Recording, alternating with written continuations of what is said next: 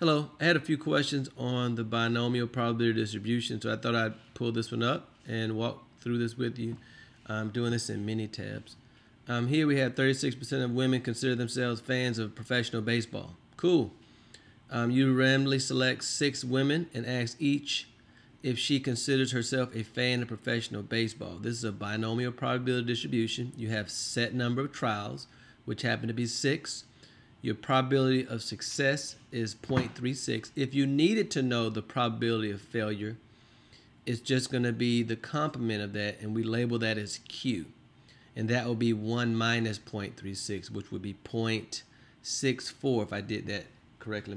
What I would do with this one, you can use StatTrek, which is the software program that I showed everyone in class, or you can use mini tabs. Mini tabs is a lot faster because it'll give you all of the entire distribution. So I want to walk you through how to do that. Okay. Well, I'm going to pull up mini tabs,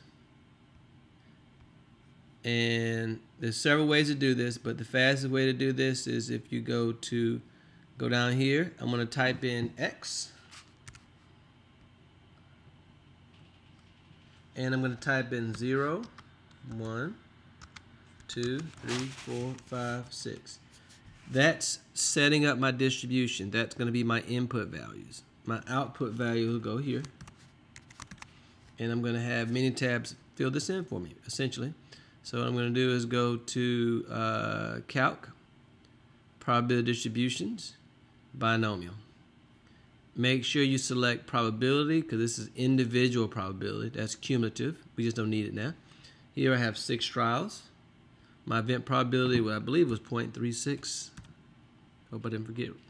Here, input column. I'm going to click here, and I'm going to tell it what values to input. So I'm going to double click here. Optional storage. I want to place it here, my answers. And then click OK. Voila. Those are all your solutions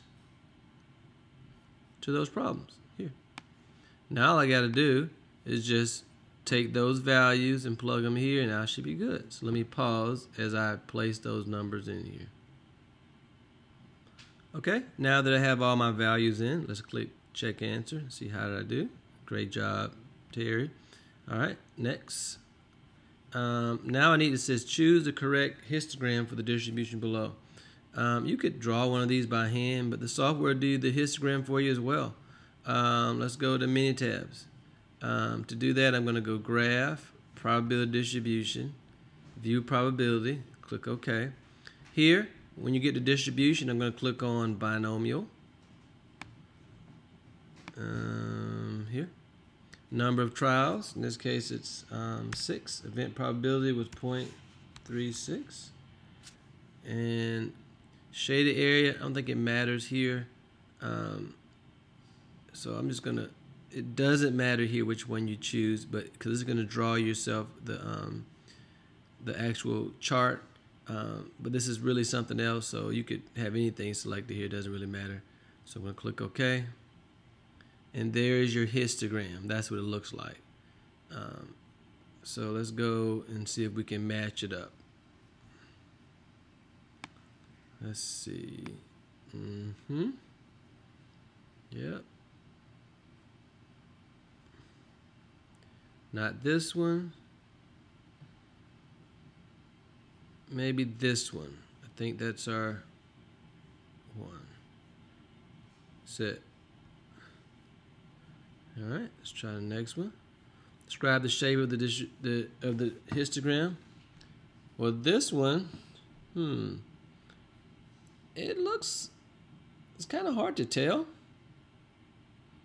But they look like there's some type of skewness. Not much. And one thing you'll note, and this is a pattern, if your P is 0.5, it's going to be exactly symmetrical. If it's either greater than 0.5 or less than 0.5, it's going to have a skew. And I don't remember which side, but let's just test it. It looks like, and I want to make one that's obvious, because honestly, I don't remember.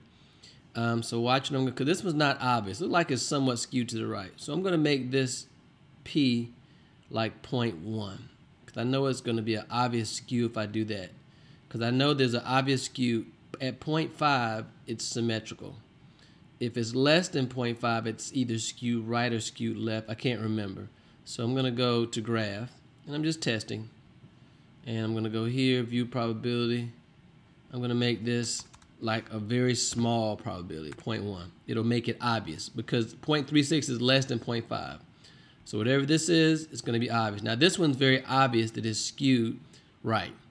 So I know from that pattern that I just described that it's going to be skewed right. And you probably could tell that just from looking at it also, but I just wanted to make sure. Just wanted to show you my logic. Here it says find the mean of the distribution. Mean is just, it's n times p. And your n in this case is 6. And your p is probability of success is 0.36. So I'm going to go 6 times 0.36. And let me find a calculator. Let's just use Excel. I'm going to pause until my Excel comes up. Okay, I made a little chart here. Your mean is n times p, variance is n times p times q, and your standard deviation is always just the square root of the variance. So in this case, I believe my n was 6, and my p was 0.36.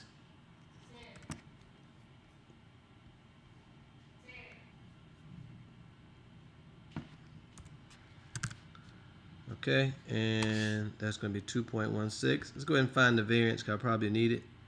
Equals 6 times 0.36. My Q is just, remember, it's just 1 minus P, which is 1 minus 0.36, which is 0.64. And then my standard deviation is just the square root of that.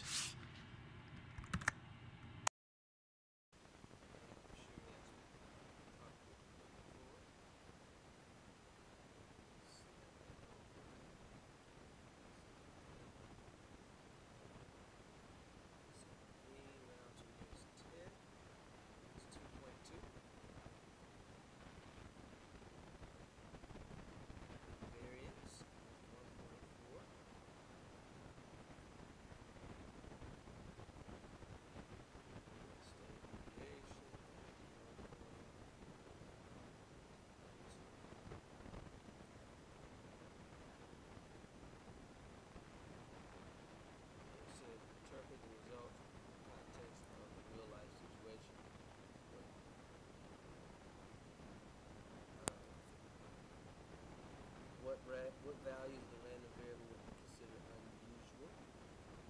There's an unusual marker.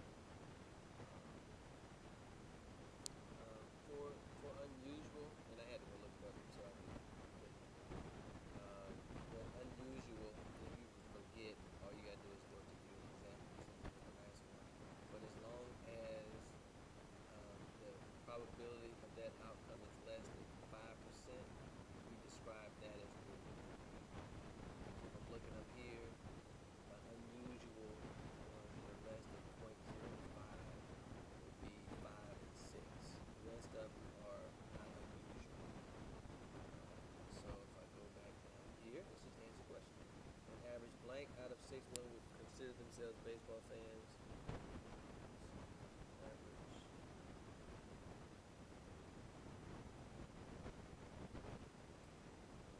This one is, on average, that's the mean. 1.4 out of 6 women who consider themselves baseball fans with a standard deviation of 1.2. The values x equals 6 and x equals, I believe it was 5, would be unusual because their probabilities are less than 0.2.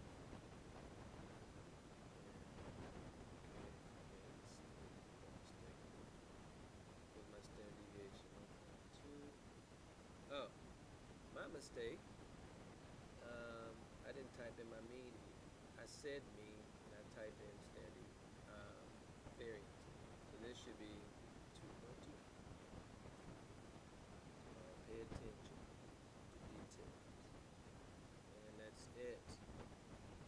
this helped with the binomial example.